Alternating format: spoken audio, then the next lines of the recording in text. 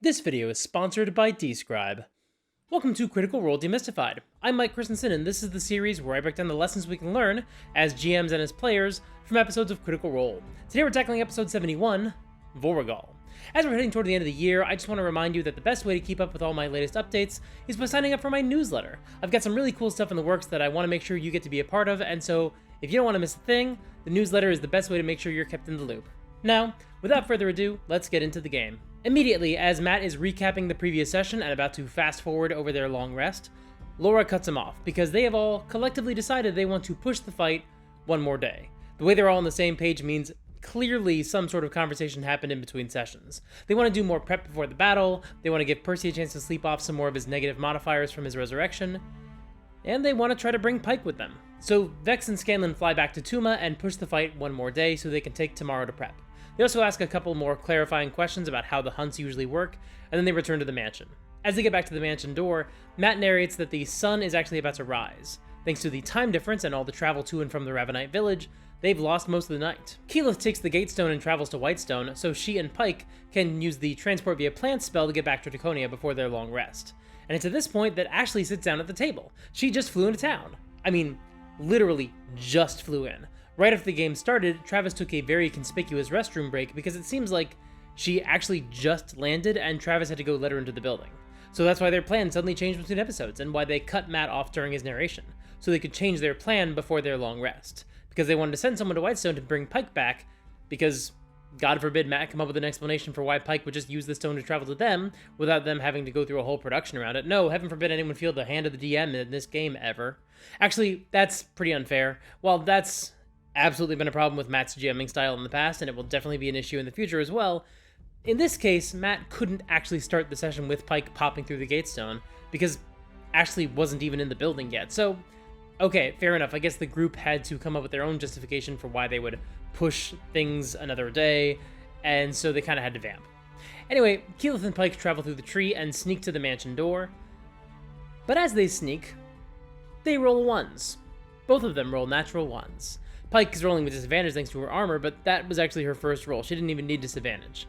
And so thanks to the combined power of two critical failures, they literally cause an avalanche beneath their feet, and they hear a dragon roar, and they have to run to the door. However, Matt clarifies that no one can see the door unless they're allowed to enter. That's not quite how it works, rules is written, but it's his game, and he could just change it if he wants to. And besides, Scanlan could just make the door invisible if he wanted, so it's close enough to being accurate that it might as well be true. Grog pokes his head out of the door to toss some dust of tracelessness around in the snow to hide their footprints. Wow, a catastrophic stealth roll and a couple of dice results resulting in a white dragon heading in their direction? Welcome back to the table, Ashley Johnson. They take a long rest, and then the next day, they turn into clouds and go scout the ravine where they plan to ambush Vorugal. Kima's going to stay in the mansion while they do their recon. She's just eating chicken, training, and visiting a spa for the very first time. So as the party scouts the valley, Matt reveals the battlefield. And this is awesome. Those cliffs are actually made of styrofoam that Matt carved or sculpted into the shape of cliffs. It's so cool. But this is also a fantastic technique. Sometimes your players have a rare opportunity to get the lay of the land before a battle breaks out, when they know for a fact that there will be a battle there in a future day. We had an experience like this when I ran Prince of the Apocalypse for 4 druids. The party knew they'd be meeting with the fire cult for breakfast in the tavern, and that this negotiation, could easily turn into a fight. So they snuck down to the tavern during the night and prepped the arena. And they actually first watched as the fire cult snuck in themselves, and placed a fire elemental in one of the oil lamps as an ally they could bust out during the fight. And so once the cult left, the druids cast a spell on the elemental and turned it to their side. Then they pried up the floorboards and planted some small plants in the dirt below the floor, which they could then use their druidic magic on during the fight and turn into huge plants and entangle anyone in the tavern. It was a lot of really smart tactics. And honestly, I think this is where some players thrive. Players often want to cover every angle, try to anticipate everything that could go wrong. And so when they have the opportunity to prep a battlefield, it's honestly really fun to just set them loose. Show them the map, if you can, like Matt does here, and then just let them take the reins. You know, it's really funny that this is the last Demystified video we're doing before Christmas, because these players are essentially pulling a Home Alone and prepping the environment for battle. Unfortunately, there's not nearly as much they can do against a dragon. There's no equivalent to paint cans swinging above the stairs or a blowtorch or whatever. They tried a few kind of Home Alone style traps when they fought Umbrasyl, like with Pyke's explosive rune on the treasure and Percy's giant mousetrap, but none of that is possible here. So instead they'll just have to settle for giving themselves some good hiding places. They start mapping out where they want to make some cubbies and caves and foxholes before the fight. But before they do, Keyleth casts Commune with Nature. She makes sure the cliffs are actually solid enough to create caves without making an avalanche. And Matt confirms, yes, they are. The avalanche was perhaps an anomaly. A 1 in 200 anomaly? Is that the stats? I think it is, something like that. Keyleth also reads the weather and finds out there will be a sleet storm tomorrow. And she also searches for nearby dragons and finds out that Raishon is within 3 miles of them. She's at the edge of the valley where Vox Machina first arrived, the first time they ever came to Draconia. However, the party realizes that trying to make caves is going to cause a lot of noise, and they don't want to risk that. So instead, they'll conjure a new mansion in this ravine so they can have some place to hide and retreat back to during the fight. They also talk a lot about other hiding places around the ravine so they can know where to run for cover so they don't all clump up, to hopefully avoid becoming an incredibly enticing target for Vorugal's frost breath. Scanlan and Pike fly back to the mansion and hand Kima the gate stone so she can just teleport back to the ravine without making stealth checks or flying blind since she doesn't know the area as well as them. However, at this exact moment, Vorugal flies away. They don't know why he's flying away. Obviously, they hope he's not going to go talk to Thordak or anything like that. But at the very least, now they have enough time where they can mess about with the stone without alerting Vorugal to their presence. If Matt did that on purpose, that is a really nice touch. Keyleth uses Wall of Stone to make some hidden ledges around the cliff walls for Percy and Vex to hide in, and then they pour water onto the ledges to freeze them and camouflage them as part of the ravine walls.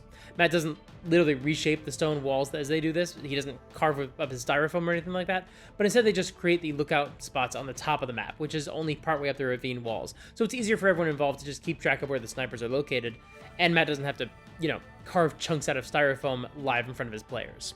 This is absolutely an incredible battle map, and obviously Matt is a very skilled narrator, so the map combined with his descriptions paints a really effective image for his players, so they aren't confused about what they're seeing. Now, not all of us have that same skill set. We're not able to create elaborate maps like this for our own games, and even if we do have fancy maps, we're not nearly as good at describing them. But you can actually get some help with both of these if you use today's sponsor, Describe. Describe is a fantastic online resource full of incredible descriptions you can read aloud at your table. And they also have a terrific selection of battle maps from some of the best artists in the industry. And so you could go there right now and start downloading maps that you can use in your games.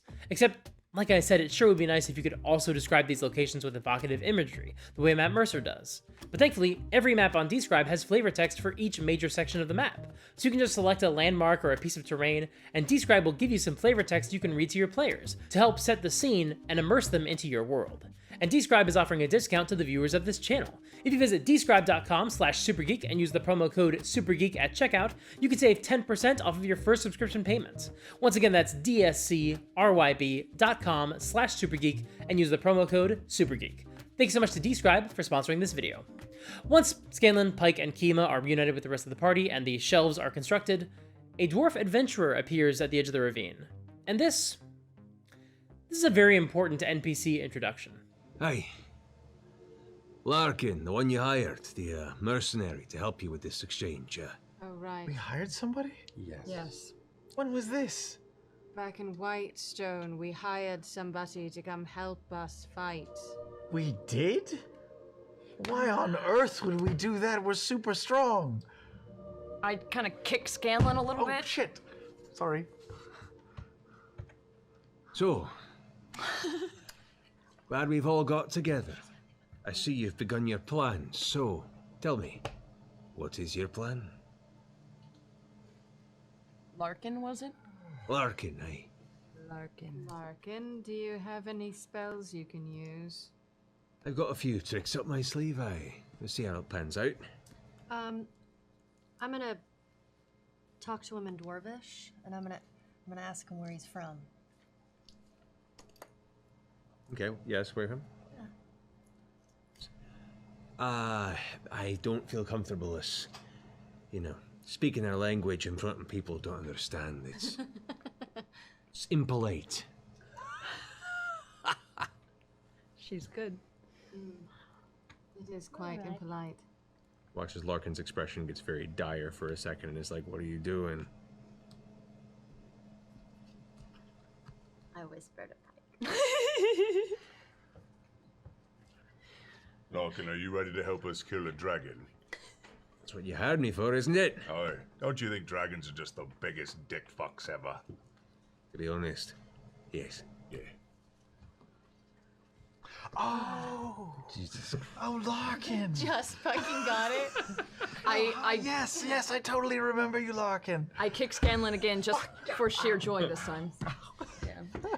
They hear Vorugal returning, so they say goodbye to Larkin and duck into the mansion. As they do, they get a quick look at Vorugal as he's flying back to his lair, and it looks like he has a direwolf or a dire bear in his claws. He was out hunting down his dinner. Inside the mansion, Lady Kima says she doesn't quite know what's going on, but she doesn't trust the dwarf. The party assures her that she's right not to, and they say, he is who you think he is. They also remind Kima that she can't let on that she knows Larkin's secret, or things could get very dangerous for Kima back in Whitestone. So you guys all vanish from there. The entrance is right there to the mansion. Who is gonna keep an eye on Larkin? I think it's hilarious that we can. Larkin can take care of Also, herself. we've no fucking idea where Raishan is or what she's going to do, if anything. We know that the one place she isn't is in here. Larkin is Raishan. Really? Holy shit! You're the last one to I'm the realize last that? one to Only No, person are you in kidding this me? room or on the internet. Stop it. Stop it. No. It's me. I'm the last one. I had Hey, no idea. it took me like 5 minutes. Oh my god. Buddy. Oh my god, we're going to I die. think you should lose the best We're of going to something. die. Ashley figured it out before us. No, she told me. I can't take the. As you guys rest to prepare for your next excursion, we're going to go ahead and take a restroom break here. Half of us, Laura. Sheesh. We'll see you guys back here in a few minutes. Sorry, I had to take a call. I missed whatever they were talking about. Did anything important happen while I was gone? No, just looks like they went to break. Okay, cool. After the break, Matt once again tries to fast forward to the next morning. But once again, his players stop him so they can cast Hero's Feast before they take their long rest. And now Matt can finally cut to the morning of the battle. They affix a rope to the wall inside Percy's crow's nest so he can jump out fast if he needs to. Scanlan casts Seeming to make them all look like Ravenites with light scales and white clothes to better blend into the snow-white terrain. And speaking of snow, the sleet storm starts to pick up. And Scanlan keeps asking, when are the Ravenites sending Vorugal here? And the rest of the party thinks they have an answer. We're going to cause a commotion to draw Vorugal to us. But no, Scanlan reminds them that the plan was for the Ravenites to send Vorugal here first. So when is that happening? Does anyone know when the Ravenites are sending a white dragon descending down upon us? And at that exact moment, 2 Ravenites roll up and ask the same thing. When are we doing this? And it seems like Matt realized that the party had failed to figure out a really important part of this plan. How to signal to the Ravenites that they were ready for Vorugal. It also seems like he realized that the party was about to waste more time trying to get in touch with Tuma, or they were just going to wait an indefinite amount of time for a dragon to show up. So Matt intervened by having the Ravenites approach Vox Machina to get the same answer. Seriously, a great move from Matt. There's no reason to make the party go through their whole process of sneaking back into the valley to go talk to Tuma, because now they'd be sneaking over during the day, and probably burning more high-level spell slots before the dragon fight. And there's a distinct possibility that they just would have waited until the night to go talk to Tuma, and so not only would that continue to postpone this fight probably another day, but Tuma might start to feel like Vox Machina would be digging her around. So Matt circumvents all of that by just having some Ravenites roll up and ask when they should send Vorugal their way. And so Vox Machina answers, 30 minutes. Time for last checks. Vex flies into the sky to see how well hidden they are, and she realizes Percy is visible from above, so she helps hide him a little bit better. Matt tells his players if you want to cast any buff spells or prep spells, do so now. When they're about 10 minutes from curtain up, thank you 10, Keyleth casts Enhance Ability on Scanlan, and then everybody except for Scanlan, Vex, and Percy retreats into the mansion. Scanlan stands in the middle of the ravine, waiting until he hears Vorugal's wings flapping before he casts the spell and summons Yank. However, he only rolls an 8 on his perception check. Vex does hear the wings before he does, so she gives Scanlan the signal that Vorugal is getting really close. What are you doing? So Scanlan rolls to read the gate scroll, and he gets a total of 20, even with all his bonuses, and after inspiring himself and with advantage thanks to Keyleth's spell. The DC was 19, so he barely pulled this off. The portal opens and Scanlan faces the portal away from him, and then the monstrous Goristro named Yank is dragged through and appears in the middle of the valley. And Scanlan tries sneaking away, but he only rolls a 7, so Yank sees him. Matt has the two of them roll initiative, and Scanlan beats Yank, and so he casts Dominate Monster on Yank. And Yank fails the save. You guys watch as, those who are watching, Yank comes barreling and then comes to a stop and just stands there looking down at this tiny gnome about 40 feet away and just nods. Holy I shit, say Scanlan. you will stay here and you will kill a white dragon. You see the steam kind of shoot out from the nose. Now you notice the sound of the wings. And I will tiptoe back into the bench. That was the coolest thing you've ever done! Oh my. Oh, I don't know. At which point, Oh my god. No. Huge! What? Oh, fuck. Make all the action figure sounds, Matt. Now, we've talked about this before on the channel, but we know that Matt hates using his NPCs to kill other NPCs. But in this case, this is a special occasion. This was a really good plan, and they burned a few resources, including a powerful spell and an incredibly powerful magic item, to make this plan happen. So yeah, it seems like Matt is going to honor it and see how this plays out. And it's initiative, so here are some highlights. First of all, Matt announces that at this point that the sleet storm creates difficult terrain for everyone. I do sort of wish the party knew that before the battle, since it might have affected their prep, especially since Vorugal is not affected by that. But I'm not sure if they should have asked, or if he should have volunteered it, or I don't know, it just seems like something important they should have known. Yenk is resistant to Vorugal's breath attacks, so Vorugal closes in for his attacks and then falls back whenever his breath recharges. Which happens a lot during this fight, by the way. Matt rolls very well. After a couple of turns, Yenk ends up succeeding on his save against Dominate Monster, so now he's just fighting a dragon because he's in danger, not because he's magically compelled to do so. However, Yenk is outmatched, because Vorugal gets all his legendary actions back after every single one of Yenk's turns. So he's basically taking 2 turns in a row every time. Eventually, Vorugal realizes Yenk can't do anything to him from a range, and so he just keeps his distance and stays in the air. And at this point, the party's trying to figure out what to do. Should they intervene? Should Keyleth break cover and try to bring Vorugal to the ground? But Vax takes the initiative, no pun intended, and throws Whisper at Vorugal, taking advantage of his stealth to hit Vorugal with an automatic critical hit pumped up with Divine Smite, dealing 84 points of damage and appearing on Vorugal, thanks to Whisper's teleportation ability. Then he tries to throw Whisper and travel to the ground, but he's too far away. Matt says the blade doesn't lodge into anything, so it doesn't teleport Vax away. And now Vax is added to the initiative order. Yenk climbs up the side of the cliff to reach Vorugal, but he goes right past Percy, who fails a stealth check. They see each other and attack each other, and Percy sends Yenk falling to the canyon floor with one of his trick shots, but Percy also took a hit, and now he's in initiative as well. And so the rest of the team decides it's time to join in, so they all rush out of the mansion and begin to engage the targets. Meanwhile, Larkin does not rush out, but is casting lightning from a hidden location, not yet willing to join the fray. On Pike's turn, she tries to use Divine Intervention. Matt has her roll a d10 for the tens place on the percentage chance, and she gets a 0. Which means she got somewhere in the 1 to 10 range. Which means she rolled under her level. Technically, she should have rolled the second die to see if they got another 0, because rolling 100 means that she would have failed, but in the excitement of the moment, they just forgot to do that. Because it looks like Divine Intervention worked. It has finally succeeded. And Matt now has to figure out what Serenade would do to help make this dragon fight a little bit easier. So, as you clutch your holy symbol, concentrating, hoping that she's there, feeling the division between the gods and their followers since the divergence occurred, and you reached out to her a number of times, you look up through the darkness of your closed eyes and you see a light, a beacon open, like the clouds part, and suddenly the sound of rain goes away, the sound of all the chaos goes away, and it's just warmth and quiet, and you watch as Saren Ray's hand comes down and touches your forehead and with your closed eyes and says, "I'll do what I can." As she drifts away and smiles, you watch as her hand turns into a fist, and she looks up and disappears into the light. As you open your eyes, you now see up in the sky cloud above Vorugal, the clouds that are dark. There's a little sparkle of divine energy begins to swirl. As it grows stronger and stronger, the clouds suddenly part, and a giant column of divine energy slams down right on top of Vorugal. Vorugal looks up just in time to try and move out of the way before it slams him in the back. Does not make his dex save with a roll of 5. Launch fries, motherfucker! Vorugal suffers. You've done this 6 times. Vorugal suffers 50 points of divine damage 50 points. and is slammed onto the ground. Get over Stay down. Yes! Ground so hard, Hex fell off of him. I know. Holy fuck! Pike. Pike! Uh, That was amazing! Oh boy, oh boy, oh boy. Matt knew they wanted Vorugal down on the ground, so Yenk and Grog and Kiema could actually hit him. Keyleth was probably going to cast Earthbind on her turn to try to bring Vorugal to the ground, so Matt can have Serenade intervene and do that instead.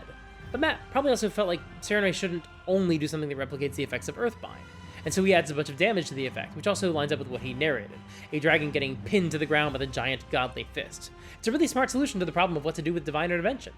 Meanwhile, Larkin emerges from the trees, casting Blight on Vorugal, I think because Blight's range is not as good.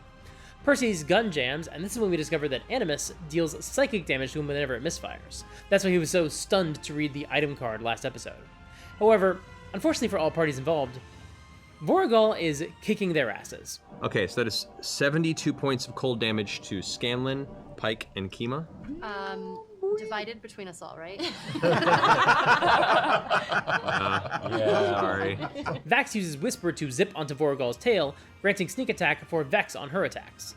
But it also puts him in a very easy position to get whipped by Vorugal's tail, which he does, outside of his turn. Keyleth casts Earthbind, but Vorugal uses his first legendary resistance to shrug off the effect. And other things are getting hairy. Larkin vanishes. Like, we fully don't see him again in this episode. He just leaves, I guess, or disappears? I don't know. Thanks for nothing, asshole. But fortunately, this is when Raishan chooses to make herself known. I guess she's been watching the whole time, or maybe she just got here? It's not really clear. But she charges at Vorugal, and we don't get a great angle on it, but apparently her mini is a good deal smaller than Vorugal's, which Matt explains by pointing out that she is a diseased dragon. Vax thankfully doesn't take any poison damage from Raishan's breath thanks to Hero's Feast, but he's been taking abuse from Vorugal and he's only at 5 hit points, which, by the way, he's only at because he got bonus hit points from Hero's Feast. He's literally only alive right now for 2 different reasons thanks to Hero's Feast. Vorugal breathes a blast of ice breath down on the ground, knocking Pike unconscious, taking Keyleth down to 36 hit points and Scanlan down to 14. If he hadn't healed himself in his last turn, he would be unconscious as well. And then Vorugal lands next to the players he just breathed on. And the whole party is pretty worried about what that means. What is he going to do next? Kinda seems like he's going to unload more attacks on any unconscious adventurers, and thanks to his legendary actions, he's going to have a lot of chances to do that. Grog has been chasing after Yank for a while, and so he finally gets to attack him this turn, and between 3 attacks, one of them being a crit, Grog does more than 100 damage to Yank in 1 turn. And I mention this because Matt mentioned it. He specifically calls it out. And that's awesome. I love the way Matt celebrates his players' successes. And considering the really rough battle they're having right now, this is an excellent thing to do at this point in this fight, when things are starting to look hopeless. It might seem like this threat is insurmountable, but Matt's moments like this help them keep their perspective. No, you are making progress. Vorugal uses a legendary action to hit Scanlan with his tail, but Scanlan uses Cutting Words to reduce the damage enough to stay alive, with 4 hit points left. Scanlan heals Pike and then Dimension Doors away from the dragon. Vax tries to pull Pike into the mansion, but Vorugal hits him with an attack of opportunity and knocks him unconscious. Vorugal then uses a legendary action to knock out Pike as well. On her turn, Pike actually rolls a natural 20 on her death saving throw, so she's back up again with 1 hit point. Now, Matt didn't realize that Pike should have still gotten her turn after rolling the death saving throw, but, whatever. That's a pretty common misunderstanding, I think, in the early days of this game, because every other saving throw in the game happens at the end of your turn. It's not an unreasonable guess from Matt. Keyleth also gets hit by the next legendary action, but she is still up. And on her turn, she is so torn. She wants to heal everybody, but she also wants to do damage. But the others remind her, Pike is conscious again, and Vax makes death saves at advantage thanks to his armor. So Keyleth casts Sunbeam to hit both Vorugal and Yank with an Iron Man laser blast. And then she turns into an air elemental with Sunbeam still going. Percy tries to rappel down the side of the cliff, but the spike comes loose from the ice wall. Kudos to Matt for remembering what he determined about that Python from 2 hours ago before all this went down. Matt does give him a chance to roll to reduce the damage, but Percy rolls a 1, and so he just tumbles down the ravine wall. And it has nothing to do with the tactics of the dragon or the danger that Yank faces. It's just really unlucky. And Percy, by the way, has rolled misfires on both of his big major weapons. He has another gun left over, but they're just not rolling well. Raishan casts Blight. I guess she also knows that spell, just like Larkin. That's kind of funny. And this burns through another one of Vorugal's legendary resistances. And I don't think any of the players realized it at the time, but that's a really good sign. It means that rather than saving that resistance for a spell that could really screw with Vorugal, he chooses to use it to mitigate damage, which probably means he doesn't have a lot of hit points to spare. Yank attacks Grog and beats him up real good, including rolling another natural 20. I guess turnabout is fair play there, which Matt narrates as Yank leaping in the air and kicking Grog with both of his hooves at once. But Grog has the option of making a retaliation attack.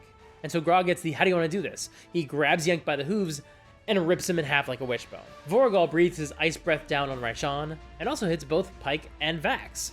Thanks to their efforts to get into the mansion, they are kind of clumping up. Pike goes unconscious, again, and Vax loses a death saving throw. Grog rushes towards Vorugal, and Scanlan fireballs Vorugal, And so Vorugal is starting to read the writing on the walls, and he uses his next legendary action to fly up and away. Now, this is a wing beat attack that costs Vax and Pike another death saving throw failure each because they take damage from the wing beats. But this also means that Vorugal is trying to retreat and escape. Vex takes her shot at Vorugal, and she kills him. In fact, she doesn't even have to roll damage for her second attack. That's how badly hurt he was.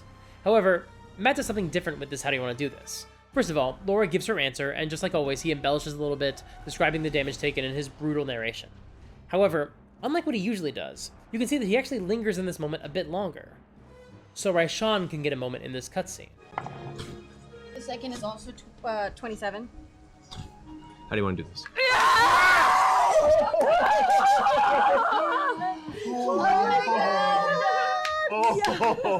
We're gonna live! Oh my god! So you're just taking away, and you have a shot as it's kind of arcing to the right of you, just bleeding and kind of limping in the air, but managing to pick up speed. The sleet and the snow is strong and firing around I you. want to see a cut on his stomach where Yank left a hole, and I want to go straight into his heart. As you decide, the first arrow, you aim for it, it streaks off and hits another wound and gets jammed in. You pull back the second arrow, and right as you see the snow beginning to blind the image, this one moment of clarity that hits you. Release the arrow, piercing inside where the wound does, where one of Yank's horns had gashed into its front of his chest. Vorugal and just spins into a corkscrew, plummets and crashes into the side of the ravine. Tumbles backward, rocks come tumbling onto it. Vorugal hits the ground, smacked open. As it begins to get back up, a bunch of rocks slam down, and one big shard of ice slams into his chest. Still like writhing in place as he's bleeding out. And a tree grows out of his guts. Yeah! He's still like currently holding on as he's kind of jammed to the ground. You see like the bluish blood kind of leaking up the side of the mouth. And just can't move, and you can see like the strength leaving Vorugal's body. Raishan swoops up next to Vorugal's corpse, leaning over.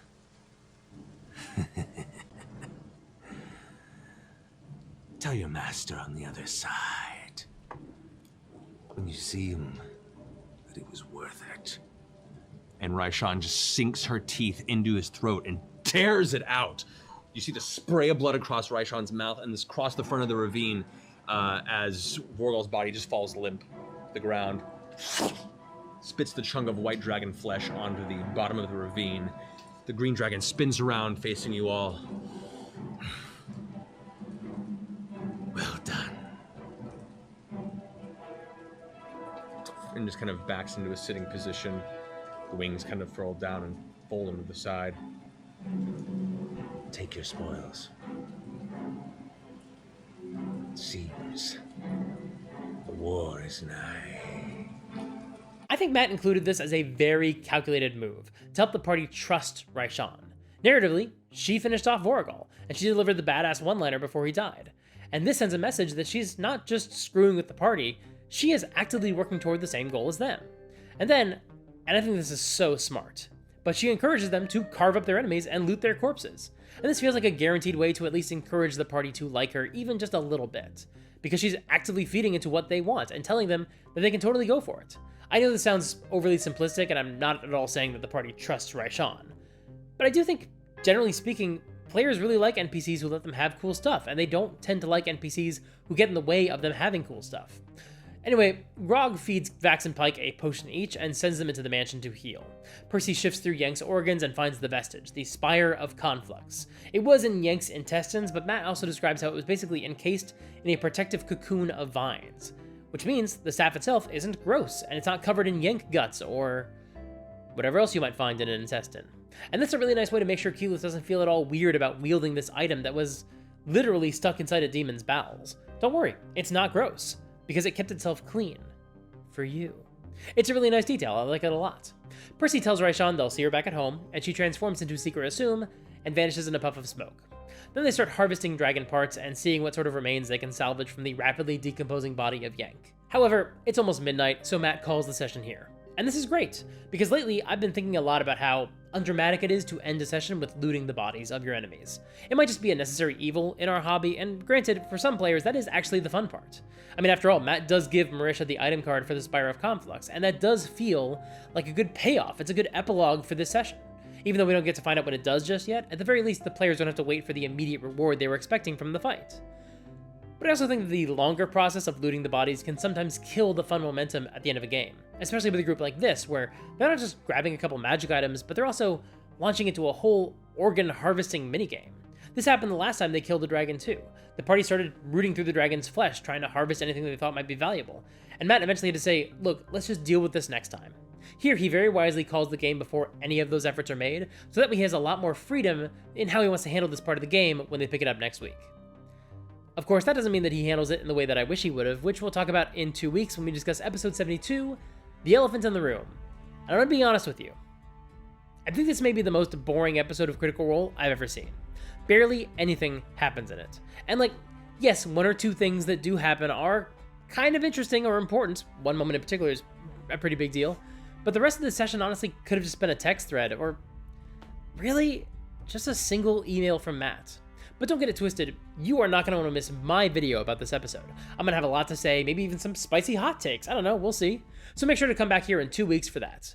But also, there might be a bonus episode of Critical Role Demystified next week. I don't know that for sure, it depends how the holidays go, but that's the plan at least right now. So make sure you're subscribed, make sure to keep up with my bonus videos, and I should have a couple more of those coming out tomorrow and Saturday, so make sure to watch those as soon as they come out. That really helps the channel. And ringing the bell helps you get notified, so you can watch those videos as soon as they're available. You can also support me on my Patreon. That's always a huge help with everything I do around here. Join my Discord server to hang out with other like-minded super geeks like yourself, and sign up for my newsletter to catch those updates. All those links are in the doobly-doo below. This was a really intense fight, and if you're in the mood to run a wild combat yourself, I made a video that helps demonstrate how to find the best battle map to complement your monster's stat block, and make them a force to be reckoned with. Make sure to watch that video right here. Until next time, play fair, and have fun.